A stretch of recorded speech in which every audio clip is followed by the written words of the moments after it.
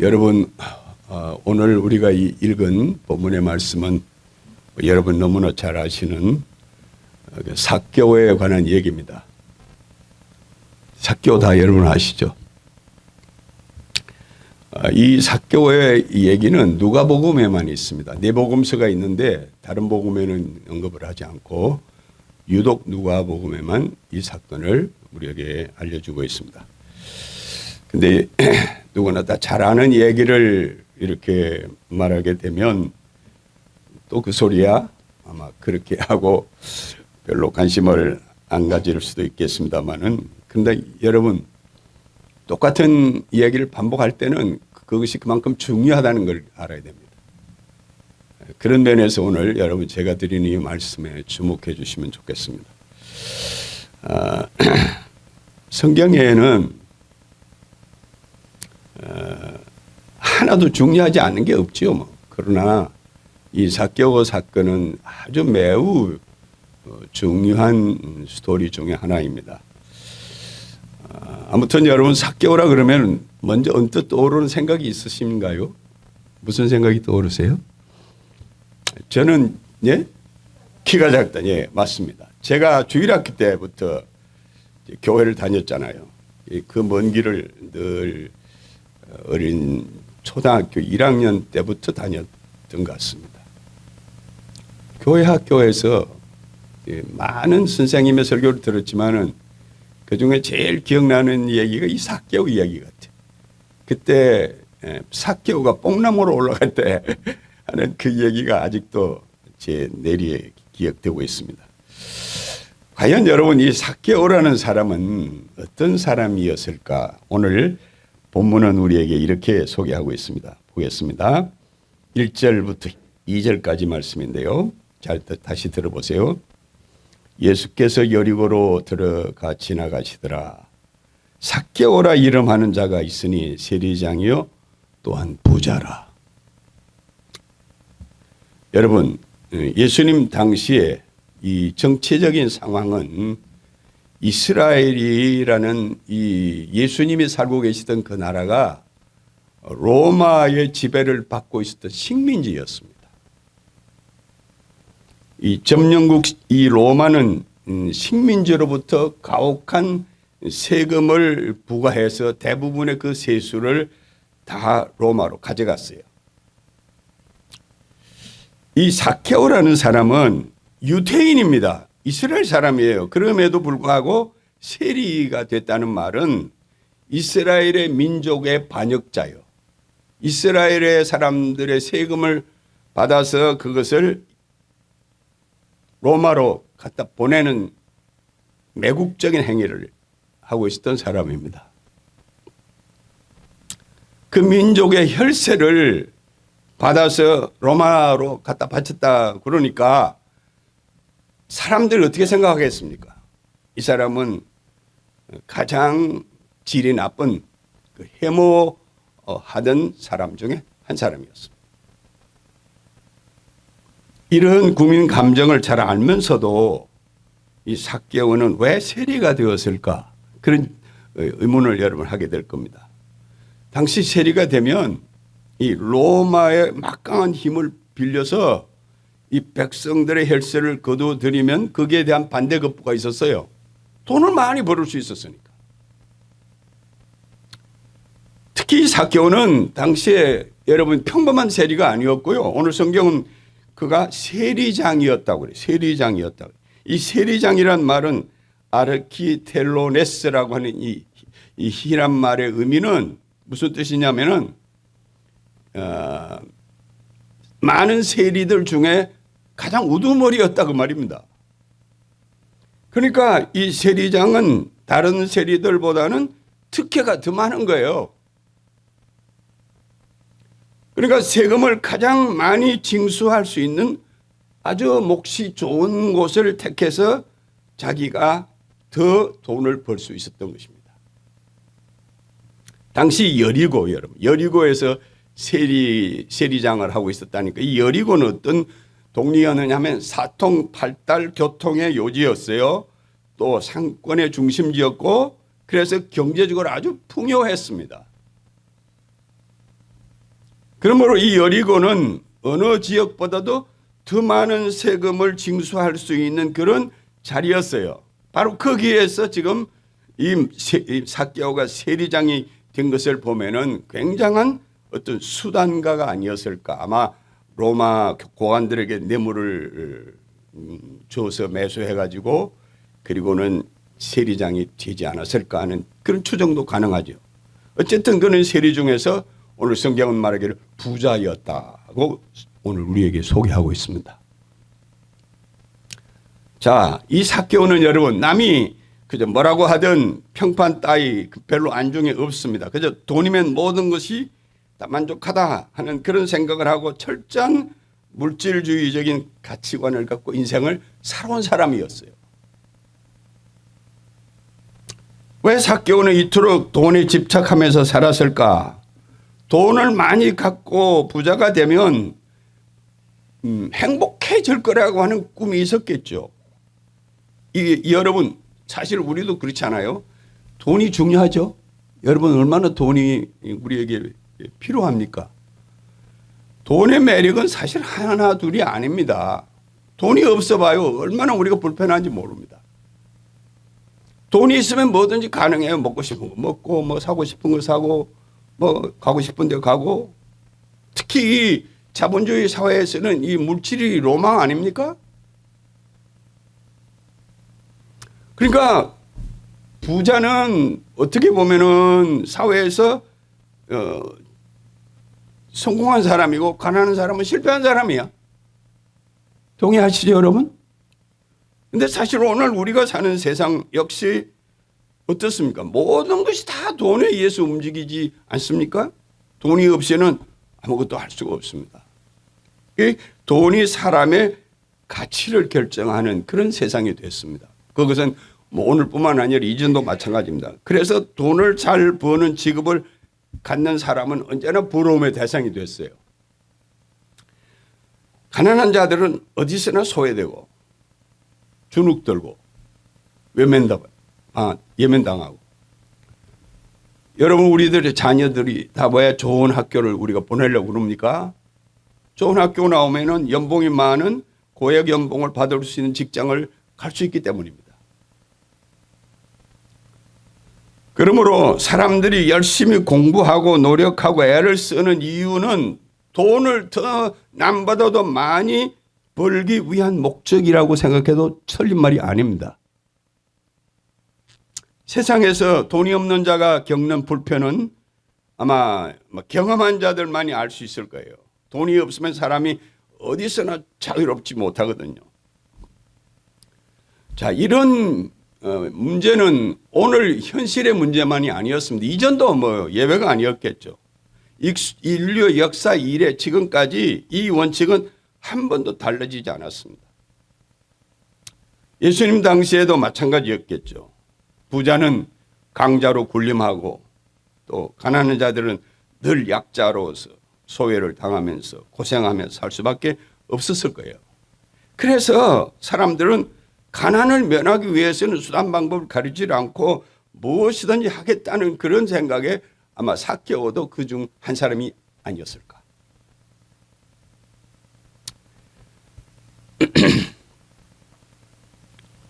그러니까 뭐 자기가 누구로부터 뭐 눈총을 받거나 매국노라고 지탄을 받는 것 그거 별로 크게 중요하게 생각하지 않았습니다. 왜냐하면 그는 돈의 파워를 알았기 때문에. 그래서 자기의 영혼을 팔아서라도 손쉽게 돈을 벌 수 있는 길이 있다면 무엇이든지 하겠다는 그런 생각을 한 사람이에요.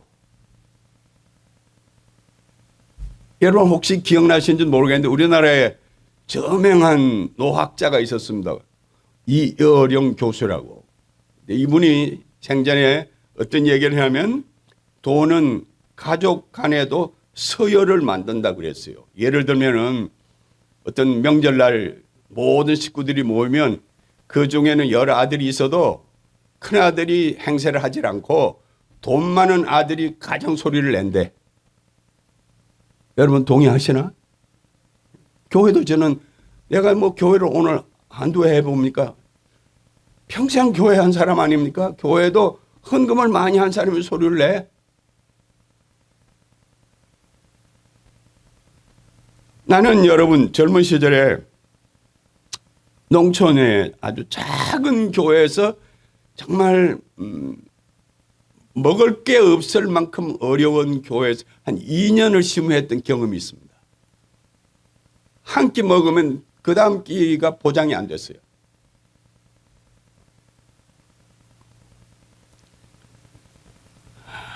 그래서 저는 이 가난이 얼마나 불편하다는 것을 알았습니다.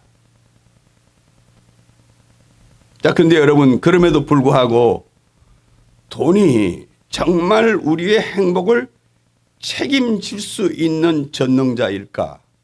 돈이 많으면 물론 사람들에게 부러움의 대상이 될 수는 있어도 부자이기 때문에 누가 그분을 리스펙트하거나 뭐 존경하는 것은 아니거든. 여러분 가만히 생각해 보세요. 지금 우리 사회는 세상에서 돈 많은 부자를 막 이렇게 존경합니까? 물론 존경받는 분도 계세요. 그렇지만 대체로 그렇지 않은 이유는 돈을 벌기 위해서 정당한 방법으로 하지 않고 부정한 방법으로 하는 경우가 많기 때문에 그렇습니다. 남을 새기거나 뭐 세금을 포탈하거나.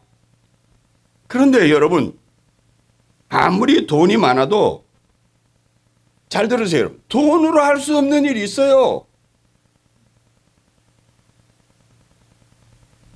돈이 만능이 아닙니다.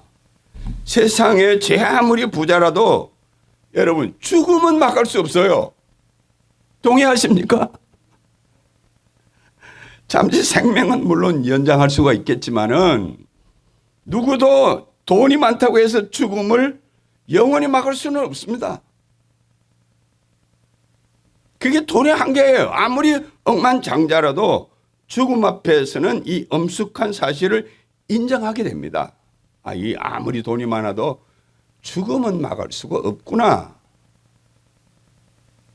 솔로몬 왕은 그래서 세상에 솔로몬 왕이 뭐 얼마나 부유한 그런 삶을 살았던 왕입니까? 그런데 마지막 그는 만년에 헛되고 헛되니 헛되고 헛되도다. 모든 것이 헛되도다. 왜 그렇게 절규했겠습니까? 중국의 춘추 전국시대가 지났습니다. 통일왕국을 이뤘어요. 누가? 그리고 진나라를 세웠는데 그때 시왕이 진시황이라 그러죠. 우리는 그 진시황이 불로불사라고 하는, 다시 말하면 늙지 않고 죽지 않는 뭐 비책이 없을까? 그렇게 많은 신하들에게 죽지 않고 늙지 않기 위해서 노력을 기울였습니다. 자, 그런데 여러분 진시황이 몇 살에 죽은지 아십니까? 49살에 세상을 떠났어요.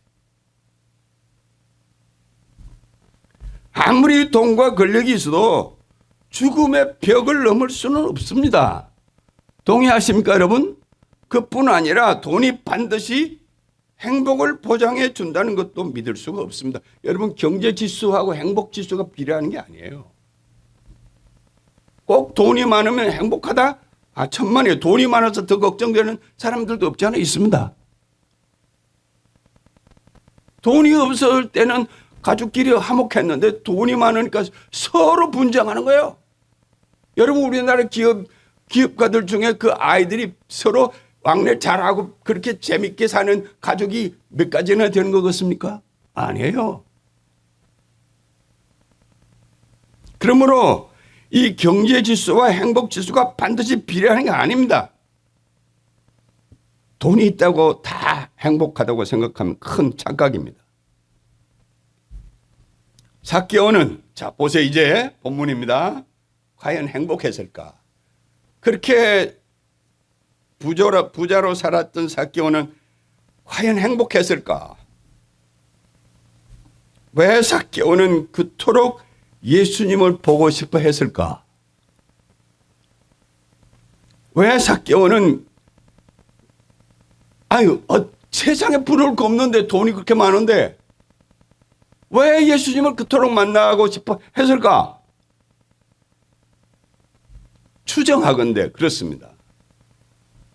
돈은 많았지만은 어떤 내적인 공허감, 내지 어떤 갈등, 그런 고민이 그에게 있지 않았을까? 그런 흔적들이 오늘 본문에 여기저기 나타납니다. 아무리 돈을 모아 부자가 됐지만은 세상에 누구도 그를 인정해 주질 않았어요. 삭개오가 지나가면 다 손가락질 했으니까. 그러지 않았겠어요? 오늘 본문 3절, 4절 누가복음 19장 성경은 이렇게 기록되어 있습니다. 그가 예수께서 어떤 사람인가 하여 보고자 하되 키가 작고 사람이 많아 할 수 없어 앞으로 달려가서 보기 위하여 돌무화과 나무에 올라가니 이는 예수께서 그리로 지나가시게 되밀어라. 잘 주목해서 여러분 본문 들어보세요. 삭개오가 키가 작았다는 것은 태생적으로 유전자에 의한 것일 수도 있겠지만은 대체로 여러분 가난하게 자란 그런 사람들은 키가 작다고 그러잖아요. 제 추정입니다. 삭개오는 가난한 집에서 자랐기 때문에 키가 아마 자라지 않을 수도 있었겠다는 그런 생각을 하게 되는 것은 제가 꽤 오래전에 북한을 다녀왔어요. 별로 여러분 놀라지도 않으시네. 그런데 북한 군인들이 요새마다 보초를 섰는데 긴 총을 메고 보초를 섰는데 키가 다 작아요. 우리나라의 초등학생 정도 밖에 안 되는 그런 작은 키들이 대부분 군인들이었어요. 물론 뭐 키 큰 사람이 없는 건 아니겠지만은. 무슨 영문인지는 모르겠습니다만은 삭개오가 예수님을 보고 싶어서 안달했다는 것, 왜 그랬을까?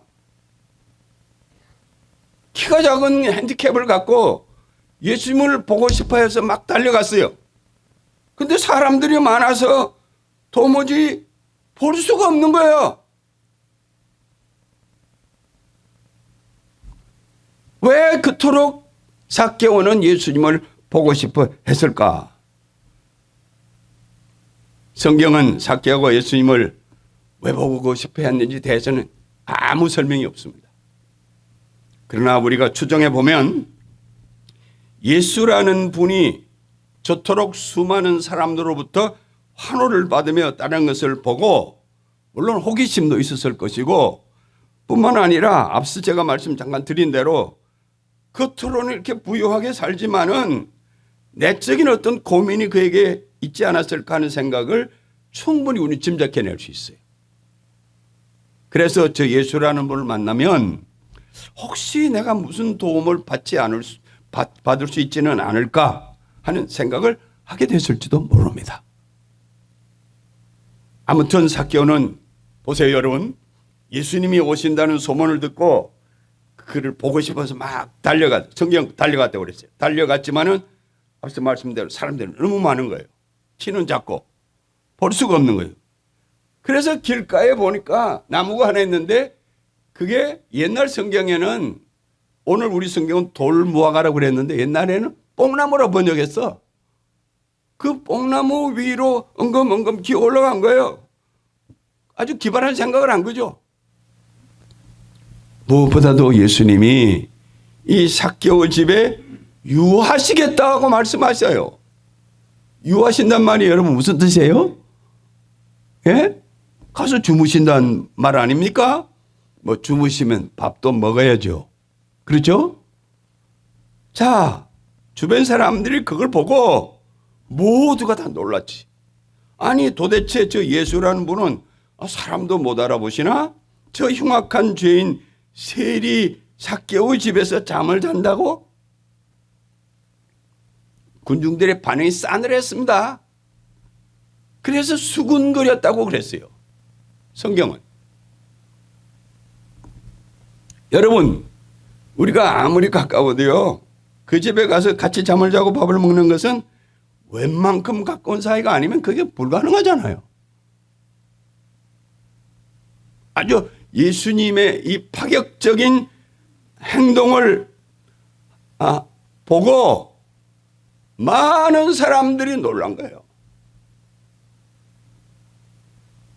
아니, 나무 위에 쪼그리고 이렇게 앉아서 지켜보다가 예수님이 하시는 말씀을 듣고 삭개오야 속히 내려오너라. 1초도 아마 그 말씀을 듣고는 뭐 기다릴 틈이 없이 급히 내려온 거예요. 급히 내려와서 예수님 일행을 자기 집으로 지금 모시고 간다고 생각해 봐요. 상상만 해보세요, 여러분. 삭개오야 이름까지 부르시면, 여러분, 제가 중학교 때 담임 선생님이 제 이름을 불러요. 근데 왜 내 이름을 부르는데 기분이 좋지?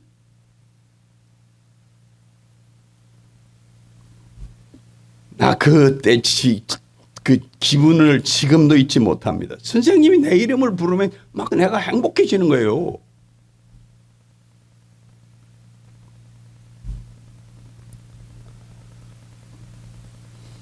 오늘 내가 네 집에 유하여야겠다. 예수님이 삭개오에게 지금 그렇게 이 말씀을 하시는 거예요. 이 말씀을 들은 삭개오는 얼마나 감격을 했을까. 상상하고도 남습니다. 이런 예수님의 이 파격적인 행동은 특히 당시에 유대사회 율법주의자들에게 있어서는 있을 수 없는, 상식으로 받아들일 수 없는 일이었습니다. 그럼에도 불구하고 그날 예수님은 개의치 않으시고 삭개오 집에서 하룻밤을 유숙하시려고 그 집에 들어갔다고 성경은 기록하고 있습니다. 이게 여러분 복음의 매력은 이런 데 있는 거예요. 예수님이 이런 분이라는데 우리는 주목해야 돼요. 사랑하는 여러분, 삭개오는 그동안 아마 우리가 충분히 상상해 봅니다. 좋은 집을 짓고 살았을 거예요. 정원도 잘 가꾸었을 거예요.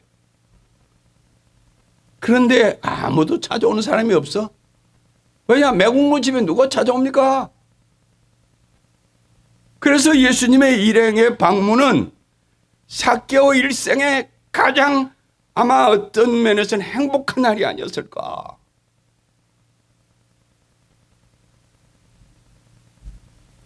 여러분 한번 상상해 보세요. 여러분 집에 예수님이 오신다고 생각해 보세요.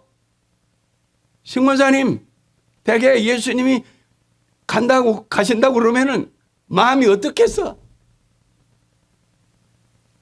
몇 달 전부터 짓고치고 아마 도배하고, 한국은 도배하는데 여긴 도배 없지. 뭐 좋은 음식 준비하고, 옛날 제가 한국서 목회할 때 신방한다고 그러면 우리 교인들이 그랬어. 대청소하고 도배하고.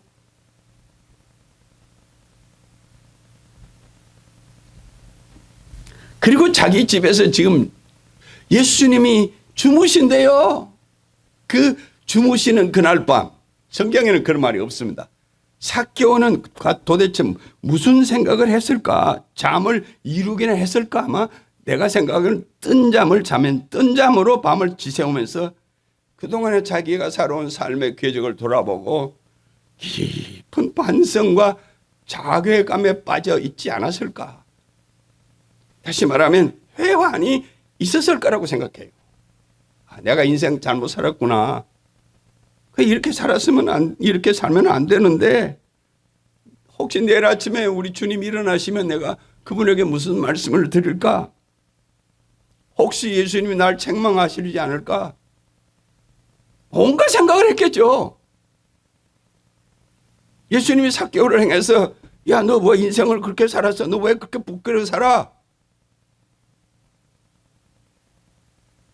사람이 그러면 못 써.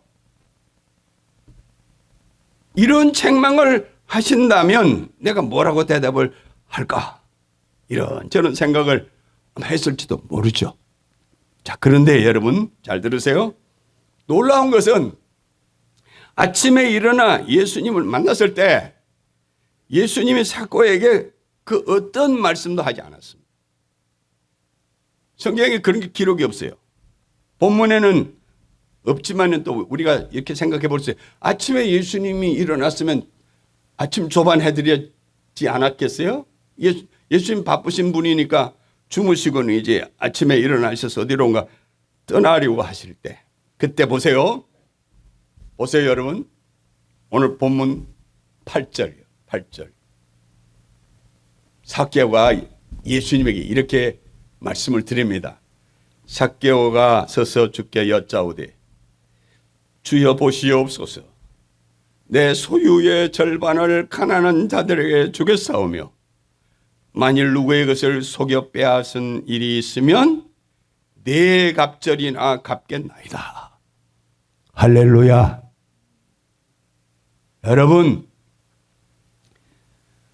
예수님은 삭개오에게 뭐라고 한마디, 뭐라고 한 번도 뭐 질책을 하거나 책망하신 일도 없고 그냥 그 집에서 하룻밤 주무신 것밖에 없어요. 그럼에도 삭개오가 여러분 이런 반응을 보인 것은 무슨 이유 때문일까? 그런 생각 해보지 않았어요? 예수님이 이 삭개오 보고 너 이놈아 그렇게 살면 안 돼. 이랬으면 모르지만 아무 말도 안 하셨어.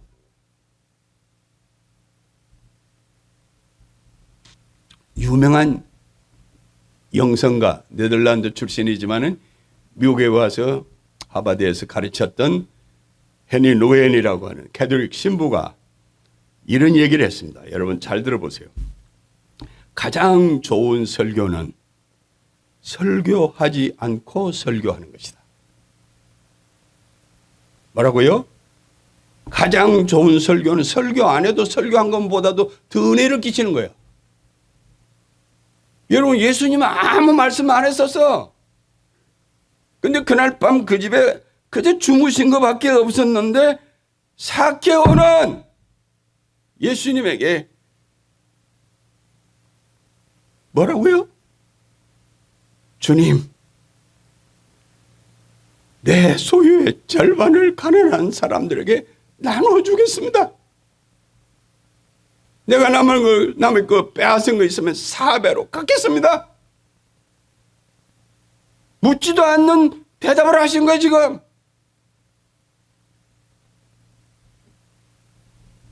왜 그랬을까? 예수님이 옆에만 계셔도 놀라운 회개가 일어난 거예요. 선한 영향력이 있었던 거야. 믿으시면 여러분 아멘 하시기 바랍니다. 삶의 어떤 궤도의 수정이 일어난 거예요.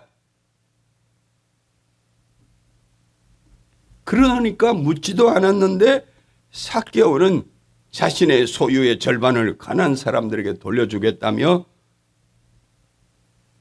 말하는가 하면 내가 누구에게 것을 빼앗은 것, 토색이 옛날 성경 토색이라고 그래요. 남에게서 토색한 것 있으면 4배로 갚겠습니다. 이 약속을 해요. 여러분, 소득의 50%를 가난한 자들에게 준다? 이건 모세 율법상 규정된 11조를 훨씬 웃도는 수준이에요. 규정된 11조를 훨씬 웃도는 수준이에요. 내가 배로 갚겠다는 말은 그거는 성경이 규정한 것보다 월등히 많은 것을 갚겠다는 뜻이고 뿐만 아니라 또 뭐라고 그랬어요 여기? 응? 소득의 50%를 가난한 자들에게 줄 뿐만 아니라 토색한 것이 있으면 뭐라고 그랬습니까? 4배나 갚겠다고 그랬어요. 그런데 여러분 성경에 볼 것 같으면은 이게 어떻게 되냐면 저기 그 율법으로 보면 민수기 5장 7절을 보시면 그런 말씀이 있어요. 남에게 물건을 훔친 것, 토색한 거 말이죠. 훔친 것이 있으면은 5분의 1을 원금에서 보태서 갚으라고 그렇게 되어 있어요. 근데 4배로, 원금의 4배를 갚는다 그러면은 이거는 뭐 이거 엄청나게 지금 갚겠다는 것이에요. 삭개오가.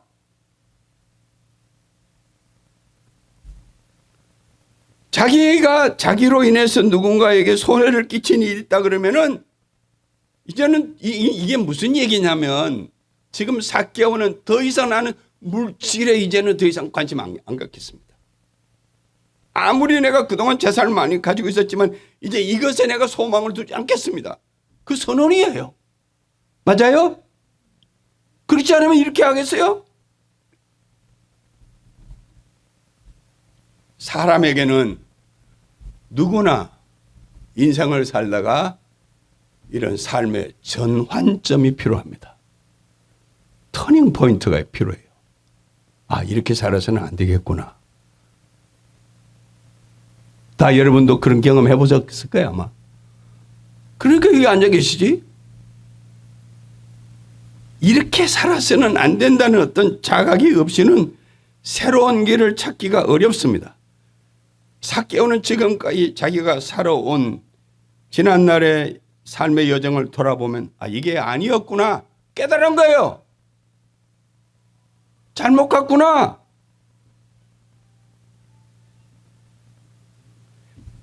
여러분, 이런 변화는 삭개오뿐만 아니라 모든 사람에게 필요합니다. 믿습니까?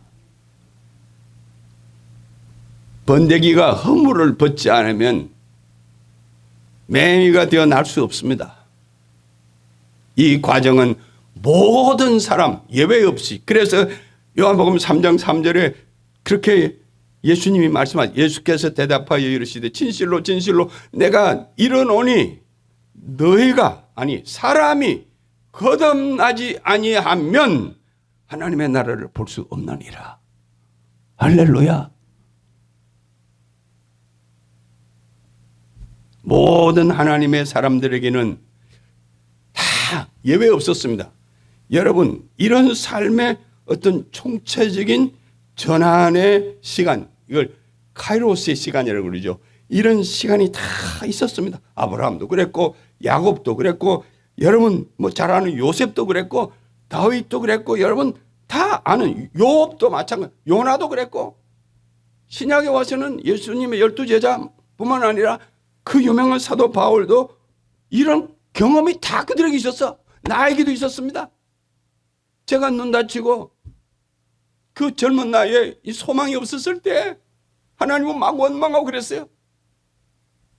그런데 어느 날 하나님이 내 곁에 계시는 걸 내가 경험을 했어요. 내가 목회 안 하려고 그랬습니다.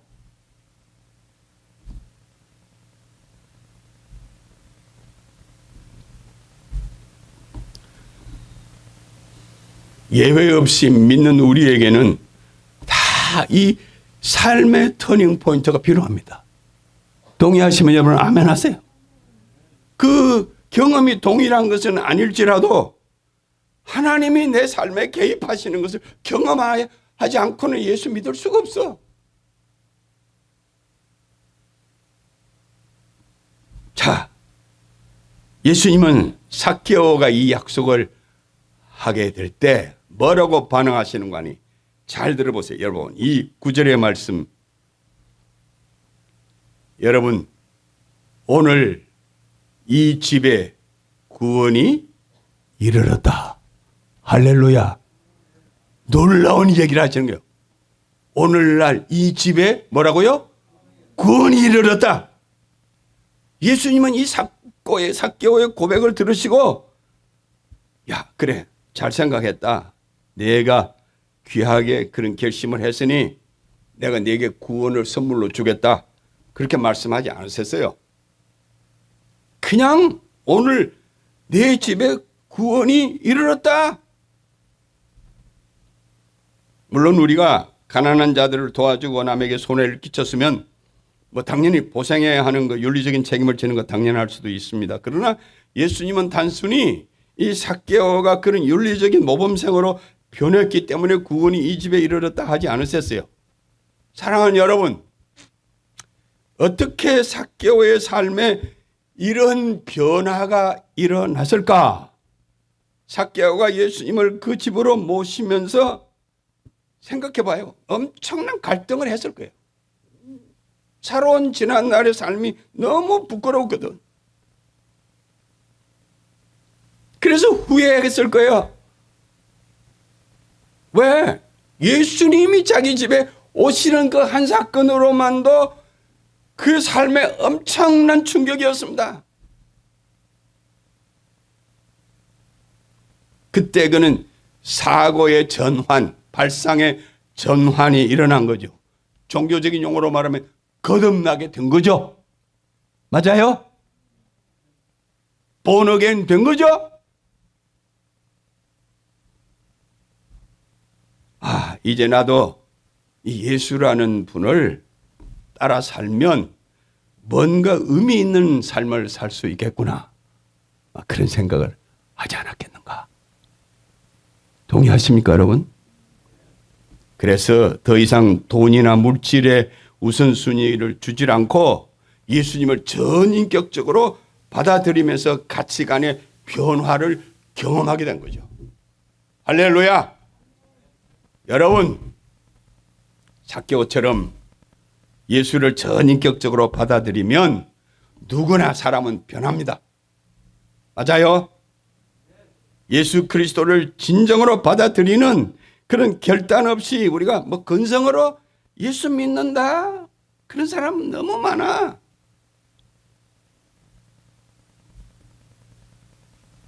근데 삭개오에게는 전적인 삶의 변화가 일어나는 것이 한 것을 확인하신 후에 예수님은 그에게 말씀하십니다. 너무나 중요한 얘기를 하시는 거예요. 여러분 따라하세요. 이 사람도 다 크게 따라서 이 사람도 아브라함의 자손이라. 무슨 얘기입니까, 여러분? 너도 이제는 하나님의 백성이 됐어. 너도 하나님 나라 생명록에 이름이 기록됐어. 이거 놀라운 일이 아닙니까, 여러분?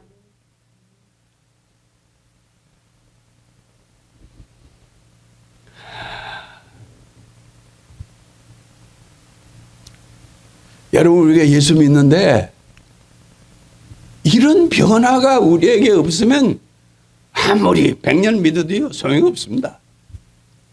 나는 여러분 많지 않은 우리 성도들이 이런 변화가 여러분에게 반드시 있기를 바랍니다.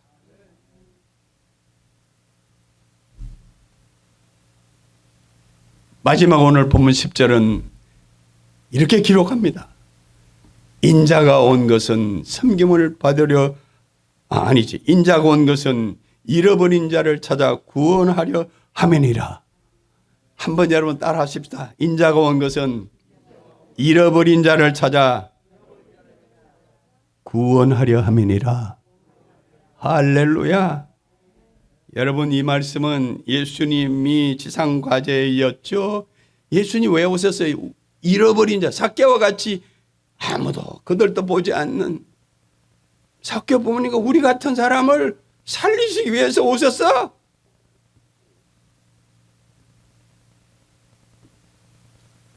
나는 그런 생각이 들었어요. 이 삭개와 같은 사람도 구원해 주셨다면 우리도 구원의 가능성이 충분히 있겠다. 그렇지? 여러분, 주님께서 오늘 우리에게도 구원의 가능성의 문을 열어주시고 이 시간 우리 이 예배당에 찾아오셨습니다.